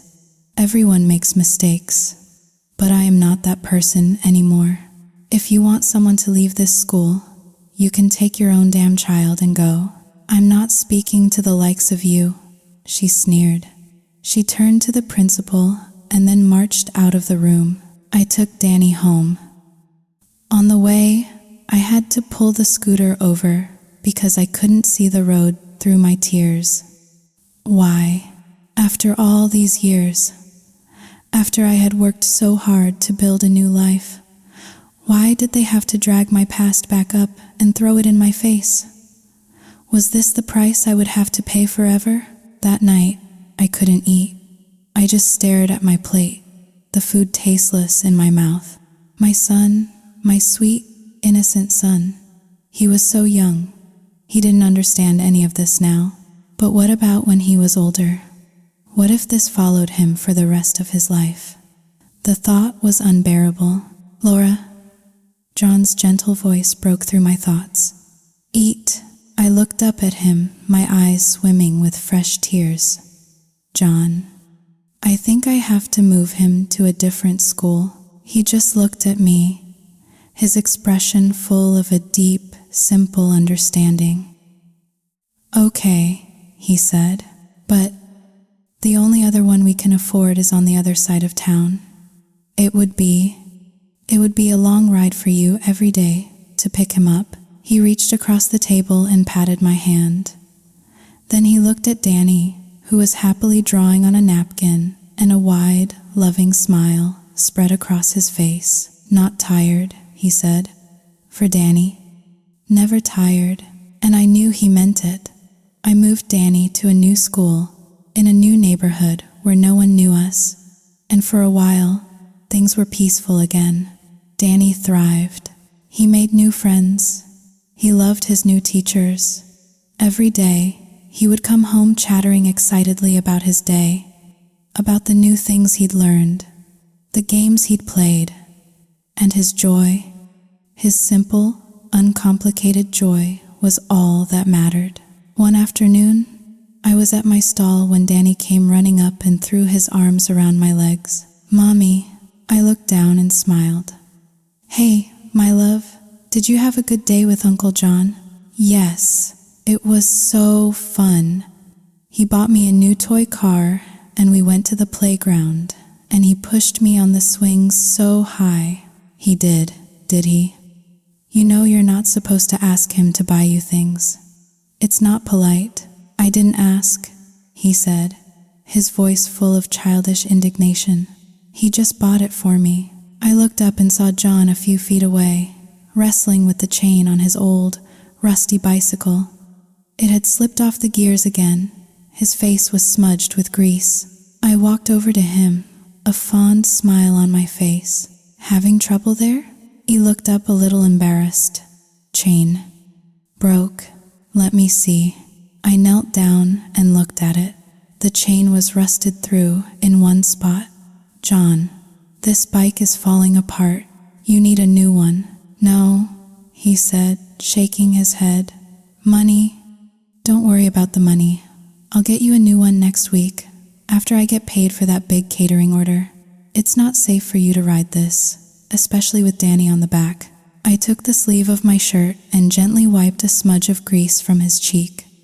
He looked at me and smiled that big, open, innocent smile of his. And in that moment, I wished, with all my heart, that I could be more like him. So free of worry, so full of simple goodness. And then, without any warning at all, he collapsed. 1 second he was smiling at me, and the next, he was on the ground, unconscious. I screamed his name. People came running. We got him to the hospital, and then a doctor, another one with that same terrible look in his eyes, sat me down in a small, sterile room and told me the news.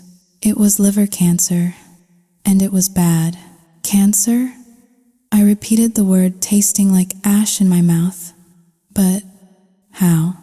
He's so strong. He's never sick. There must be a mistake. Please, can you run the tests again? I'm sorry, the doctor said, his voice gentle but firm. The results are conclusive. We can run them again, but they'll say the same thing. Right now, we need to focus on treatment. His best chance is a transplant. My mind was reeling. A transplant? Can I be a donor? I asked, my voice shaking. Can you test me? We can, but compatibility is a complex issue. The best chance for a match is usually a family member. A family member. His brother. The news hit our little tenement community like a shockwave. Everyone loved John. They prayed for him. They lit candles for him. I spent my days and nights in a fog of fear and frantic activity, trying to raise money, trying to understand the medical jargon, trying to find a donor. I felt so helpless. I would just look up at the sky and scream in my head. Why? Why him? He's the best person I know. Why does he have to suffer like this? It's not fair. That night, Maria found me sitting on the steps outside our building, just staring into space. You haven't found his brother yet? She asked softly.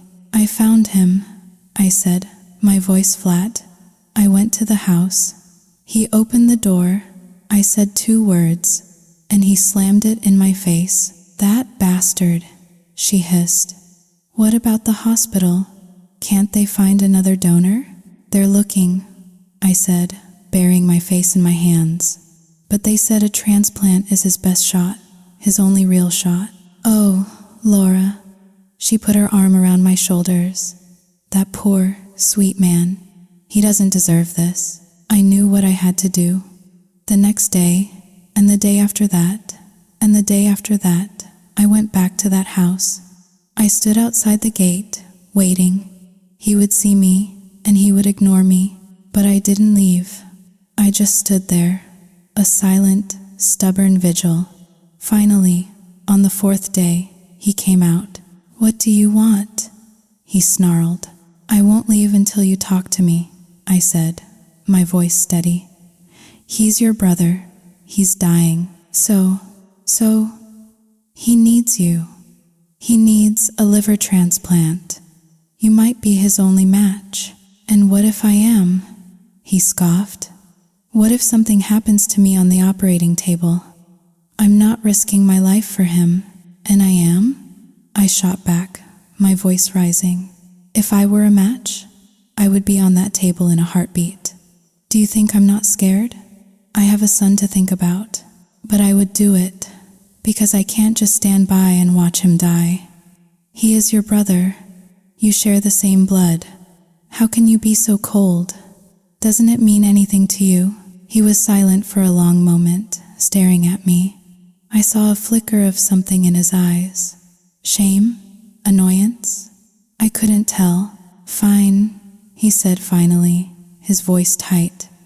I'll think about it. Now go away. Please, I said, my voice dropping to a whisper. He doesn't have much time. I didn't know if it would work. I didn't know if he had a single shred of humanity left in him. But 2 days later, he walked into the hospital and had himself tested. And he was a match. The day of the surgery, I sat in the waiting room, holding Danny's hand.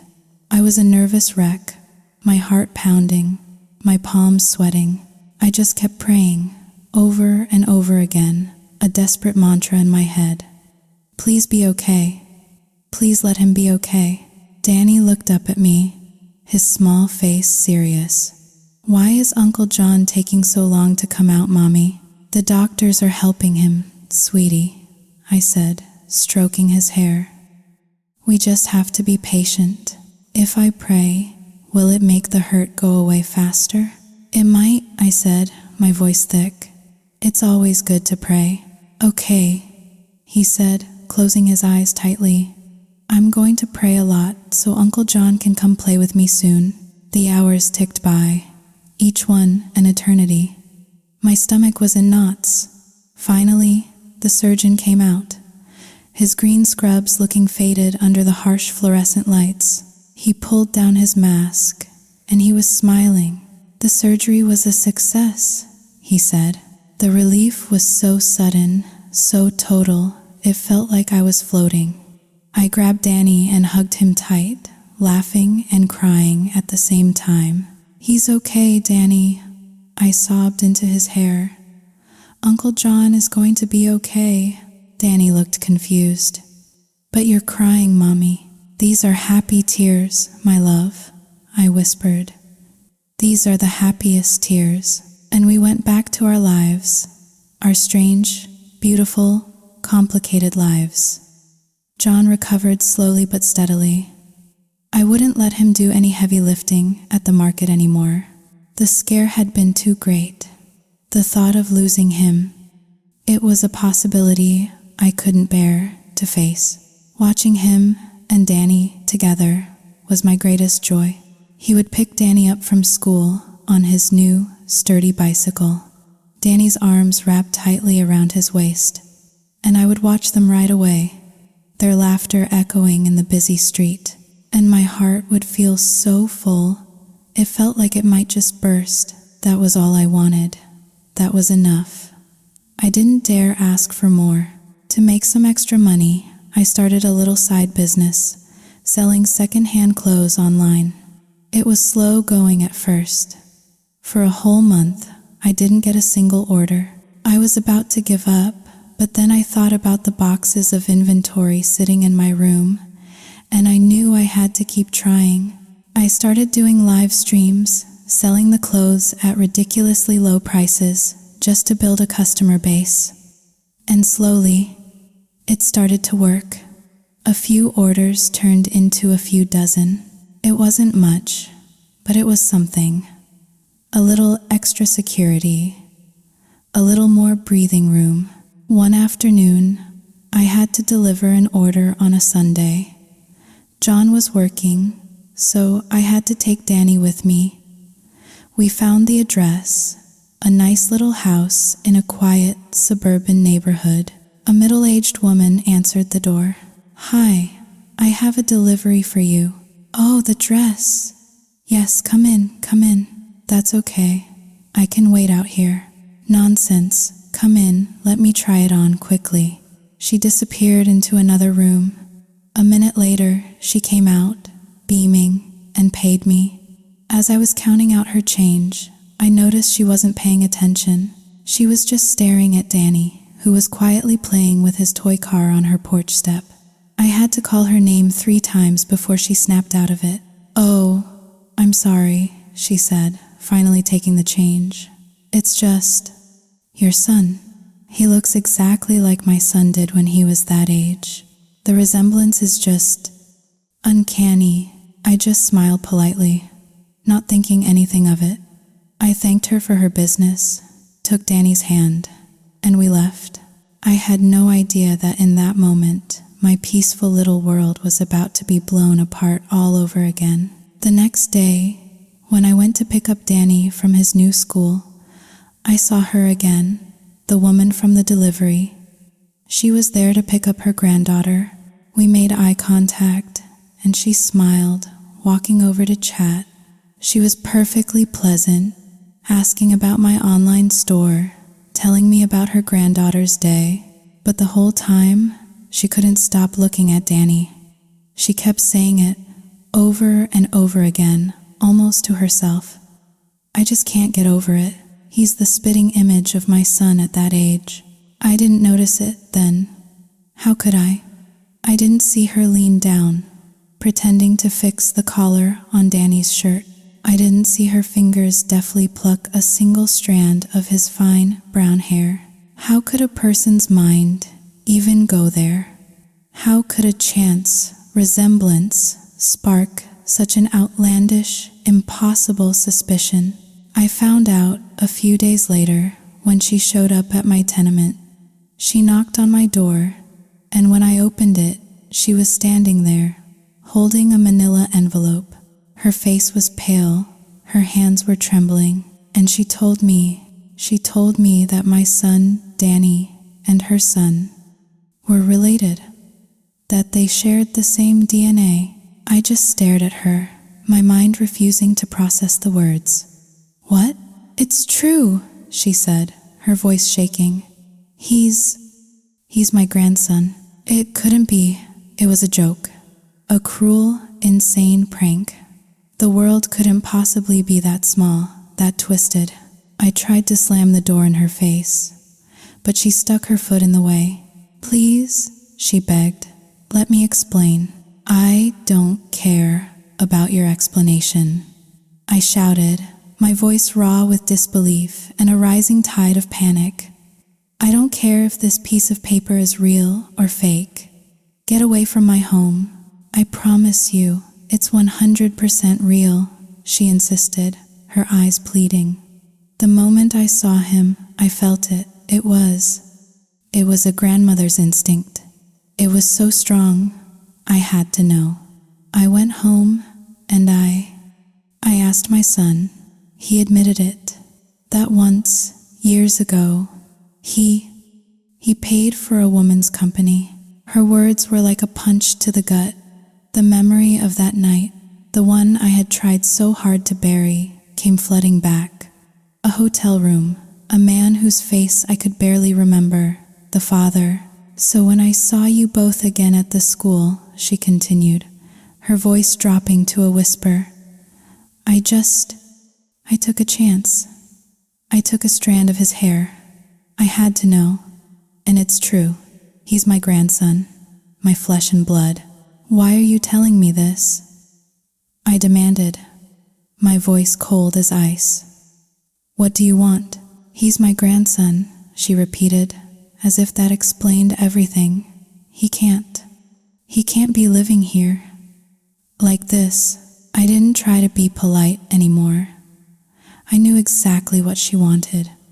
You're not taking him, I said, my voice low and dangerous.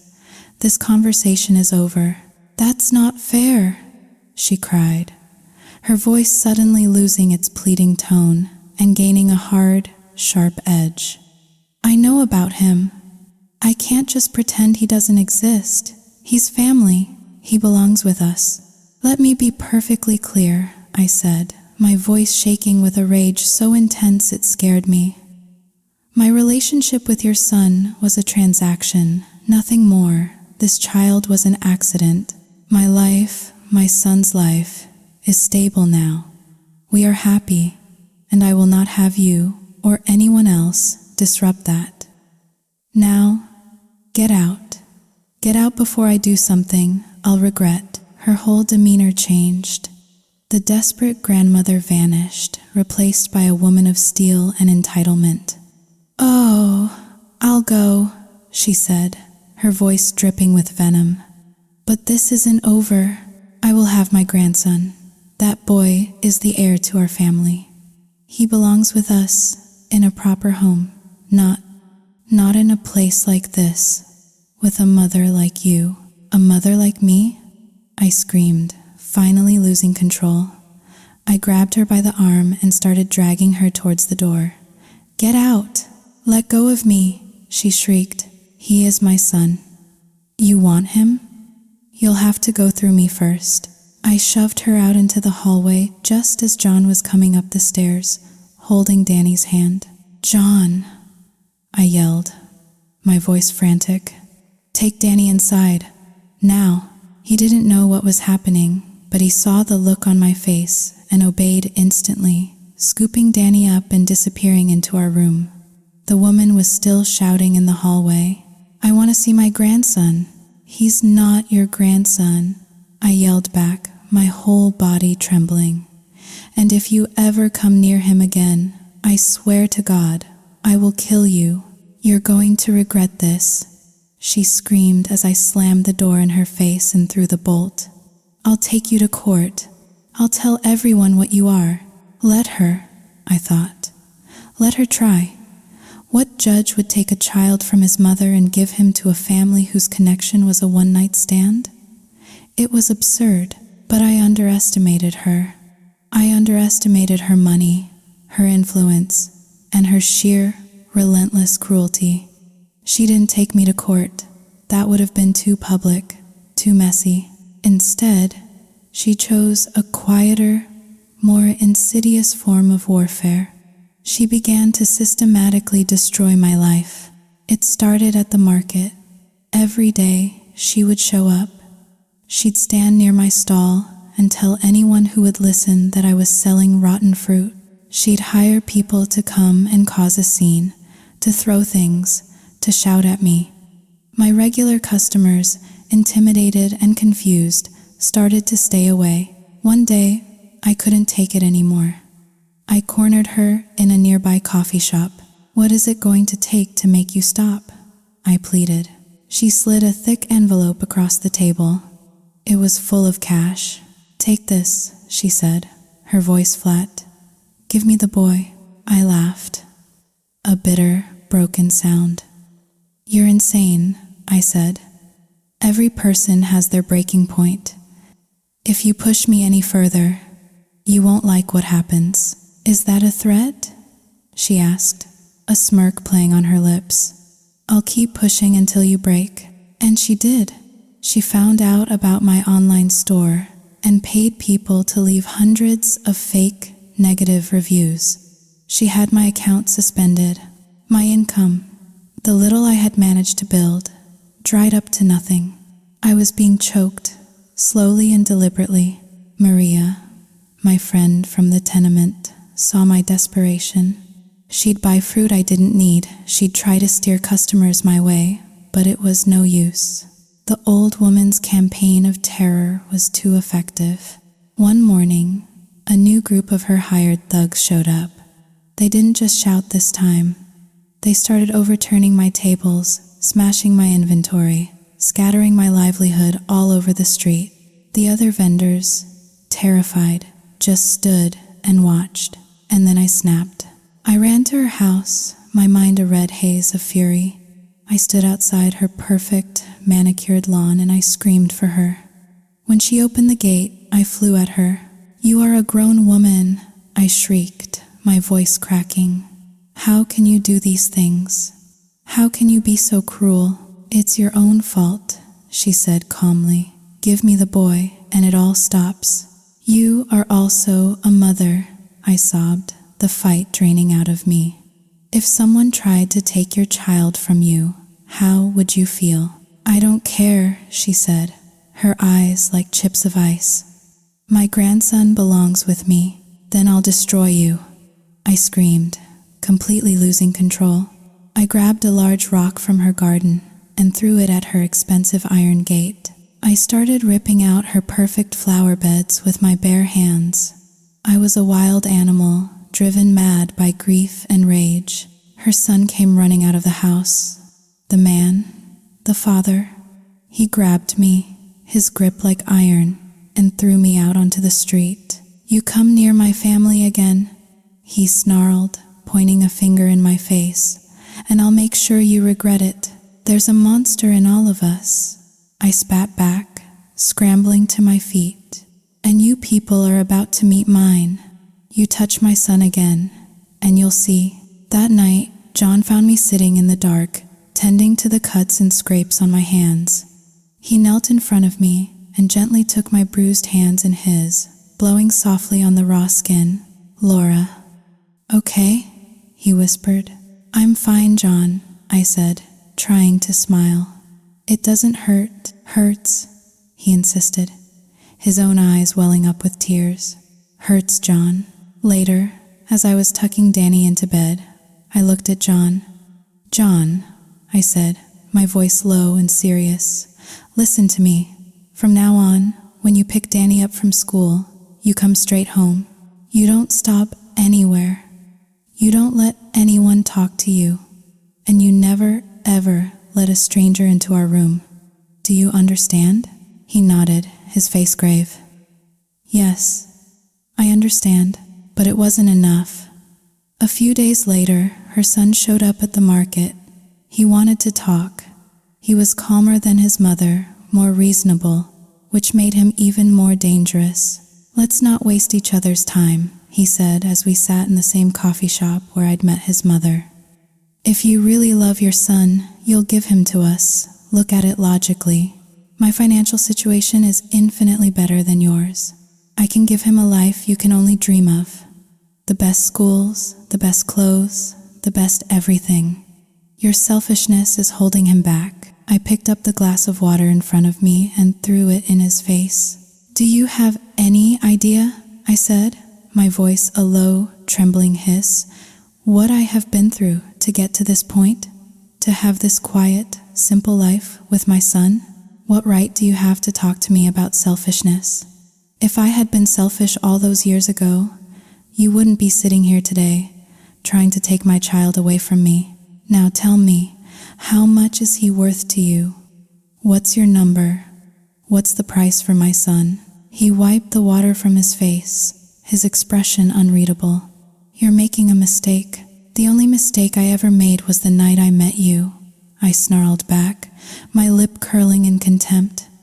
I thought about his wife, the one he was cheating on that night.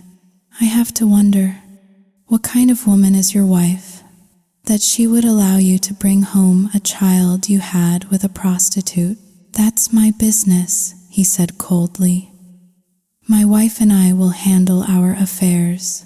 Your only job is to hand over the boy and take the money. That's all. Get out, I said. What? I said, get out of my sight. He stood up, threw a few bills on the table, and walked away. You'll regret this, he said over his shoulder. And I did, because the next day, the day I had been dreading, finally came. I was at the market, trying to sell what little fruit I had left. And then I saw John running towards me, his face wild with terror. He was alone. He couldn't even form the words. He just gasped, his chest heaving. Danny, gone. Danny, gone. My world stopped. The sounds of the market faded away to a dull roar. What are you talking about, John? I said, grabbing his arms. Slow down. Tell me what happened. Don't know. He sobbed, tears streaming down his face. He was playing. I turned, and he was gone. I didn't need to ask who had taken him. I ran. I ran to my scooter and drove like a maniac to their house. I pounded on the gate, screaming his name. They opened it, the mother and the son, standing there like two smug statues. I tried to push past them, but he was too strong. He shoved me, and I fell hard onto the pavement. The pain in my scraped hands and knees was nothing compared to the agony in my heart. Give me back my son, I screamed from the ground. If you don't bring him out here right now, I'm calling the police. The mother laughed, a cold, chilling sound. Go ahead, she said. Call them. And what will you say? That your son's father and grandmother have taken him? That's not kidnapping, my dear. That's a family matter. I was a cornered animal. I grabbed a piece of wood from a nearby construction pile and brandished it like a weapon. I am warning you, I hissed. The worm will turn. Give him back to me. You touch us with that, her son said, his voice dangerously quiet. And you'll go to jail. And then, taking custody of Danny will be the easiest thing in the world. The wood fell from my hand. My last bit of fight was gone. I did the only thing I had left. I fell to my knees. I put my hands together and I bowed my head. And I begged, please, I whispered, the words tearing my throat apart. Please, just give him back. Let us go. Let us be. The mother looked down at me, her face a mask of triumph. He's better off here, she said. He'll have a good life, a better life than you could ever give him. You should be happy for him. He's all I have, I sobbed. Please, if you do this, you might as well just kill me. I'm a mother too, she said, as if that explained her cruelty. And a mother always wants what's best for her child. You don't understand, I cried, looking up at her, my face a mess of tears and dirt. I can't live without him. I can't. That, her son said, his voice void of any emotion, is not our problem. He turned and walked back into the house. She gave me one last, cold look, and then she followed him, and the gate began to close. I scrambled forward, trying to stop it, but it was too heavy. I was alone, on my knees, on the outside, looking at the cold, impenetrable iron that separated me from my child. I went to the police. They were sympathetic, but they said what I already knew. It was a domestic dispute, a custody issue, a family matter. They couldn't do anything. I went back to the tenement, a hollowed-out shell of a person. Maria and the others were waiting for me. They tried to comfort me, but their words were just noise. Leo, the drama student, was there, his usual sarcastic wit replaced by a quiet, fierce anger. We should go down there, he said, his fists clenched. All of us, the whole building, will get him back. Maria put a hand on his arm. And end up in jail? Don't be a fool, Leo. She turned to me. Laura, honey, you need a lawyer. That's the only way. I just shook my head, burying my face in my hands. The fight was gone. I'm so scared I'm going to lose him. Maria, I whispered. You have to be strong now, she said, her voice firm. And you're not alone. We'll help you. We'll all chip in for the lawyer. Right, everyone? A chorus of agreement went around the small circle. These people, who had nothing, were offering me everything. Their kindness was a small, warm light in my all-consuming darkness. Where's John? I asked, looking around. I haven't seen him since I got back. He ran after you when you left, Maria said, her brow furrowed with worry. He hasn't come back yet. Night fell. I sat on the front step of the building, waiting. Hours passed. Finally, I saw his silhouette, slowly, warily, pedaling his bicycle down the dark street. He looked exhausted, defeated. There was a fresh bruise on his cheekbone. Where have you been? I asked, rushing to his side. Did they hit you? He didn't answer. He just looked at me, his eyes full of a pain that mirrored my own. I brought him inside, cleaned the cut on his face, and told him, "Don't go back there, John. Please, it's too dangerous." He just stood up abruptly and started shouting, his voice full of a frustration and rage he couldn't express in words. "Want Danny. Bring Danny home." "I know," I whispered, tears streaming down my face. "I know. I promise you, John. I will bring him home." Later that night, I woke up and he was gone. His mat on the floor was empty. A wave of panic washed over me. I ran from door to door, waking my neighbors, but no one had seen him. We searched the streets, calling his name, but there was no answer. And then I knew. I jumped on my scooter and raced back to that house. And there he was. In the dead of night, he was trying to climb the tall, iron gate. The spikes at the top were sharp, dangerous. He could fall. He could be killed. I ran to the gate, keeping my voice low and calm. John, get down from there, please." He didn't listen. He just kept climbing, his movements clumsy and desperate. I had to be cruel. It was the only way. "John," I shouted, my voice sharp and hard. "If you don't get down from there right now, I will never speak to you again." He froze. He looked down at me, his face a mess of confusion and hurt. "But, Danny." "I know," I said, my voice softening. "But you can't get in this way, John. The doors are all locked. Please, come down. I promise you." "I promise I will bring Danny home tomorrow." "Promise?" he asked, his voice small and childlike. "I promise," I lied. He slowly, carefully climbed back down. He was safe, but my son was still in that house, and I had no idea how I was going to keep my promise. And then I heard a small voice, "Mommy? Uncle John." I spun around, and he was there, Danny, standing on the sidewalk, his pajamas rumpled, his eyes wide. I thought I was hallucinating. I ran to him and swept him up into my arms, holding him so tight I thought I might crush him.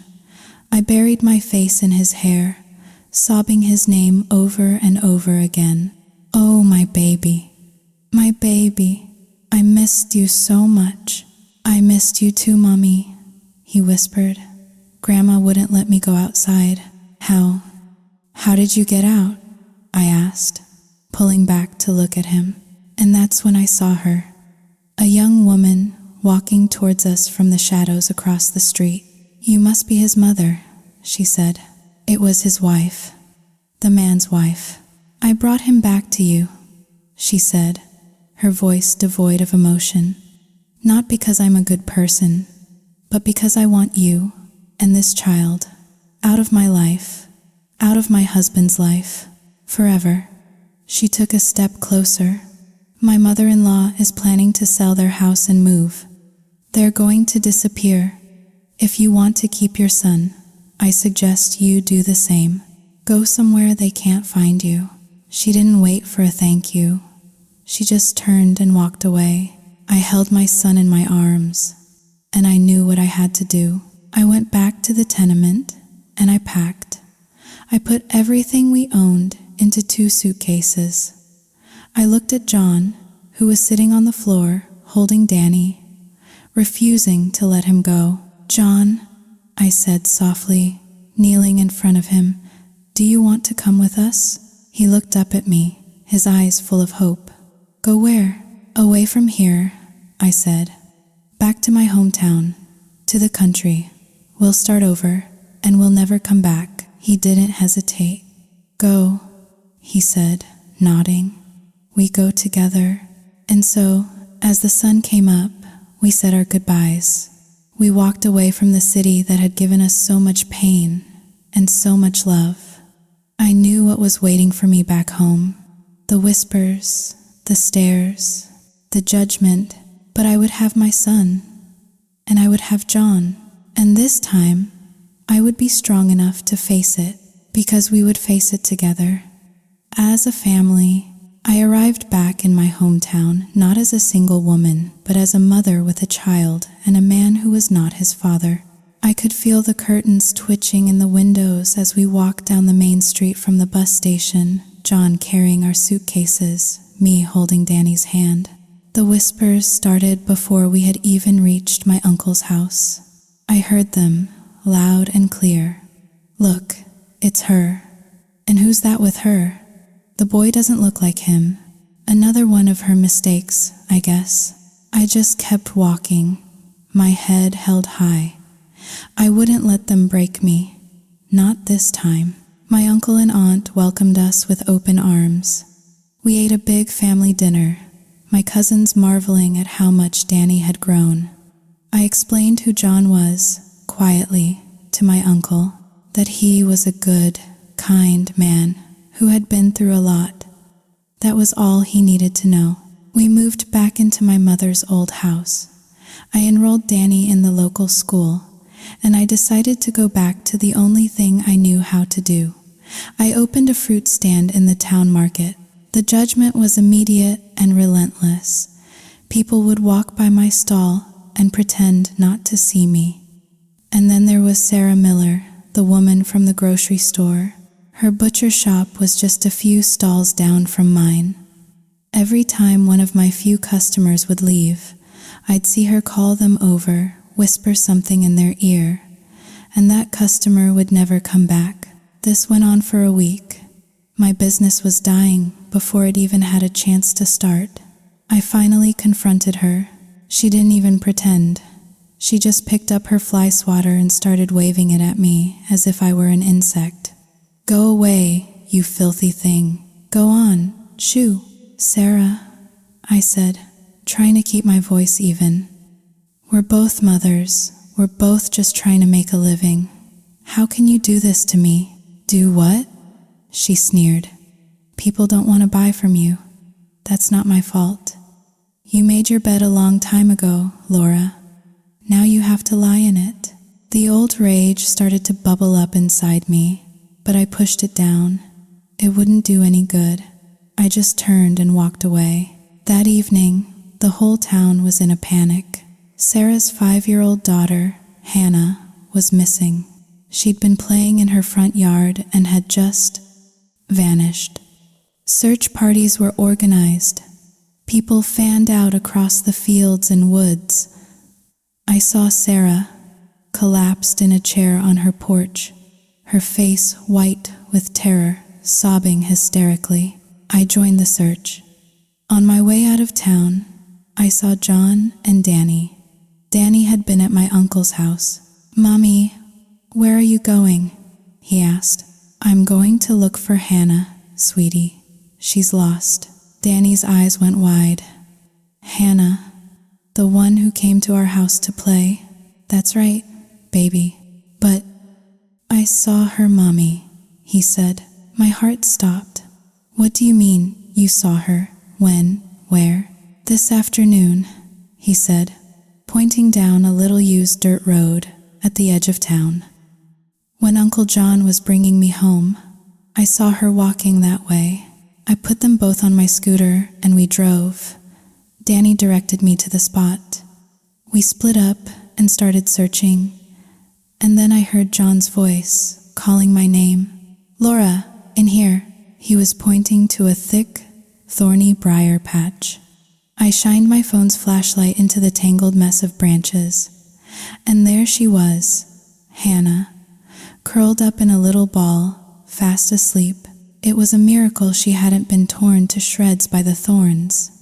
We carefully pulled her out. When Sarah saw me walking towards her house, carrying her daughter, she ran to me, sobbing with relief. After that, everything changed. The whispers didn't stop completely, but they softened. Sarah became my biggest advocate. She told everyone how I had found her daughter.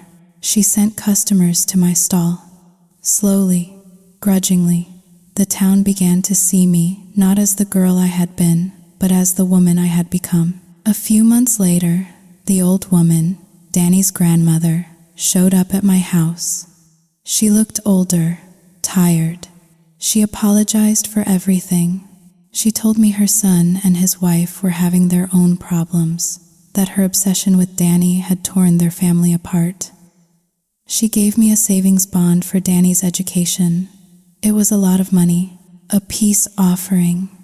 I took it for my son, and then, one sunny afternoon, at my uncle's insistence, John and I went down to the courthouse.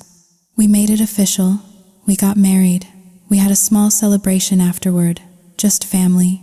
Later that day, the three of us went to visit my mother's grave. I stood there, holding John's hand on one side and Danny's on the other, and I felt a sense of peace I had never known. Danny, in his serious little voice, started talking to the headstone. "Hi, Grandma," he said. "I hope you can help me grow up big and strong and be good at school." He paused, then added, "And I hope you can help Mommy and Uncle John give me a baby sister, okay?" "Thank you, Grandma." I looked at him, my mouth hanging open, and then I started to laugh. A real, deep, joyful laugh. I looked over at John.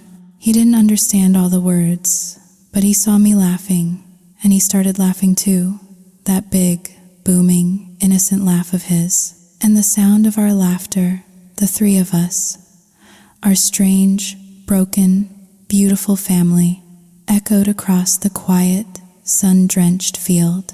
And I knew, in that moment, that we were finally home.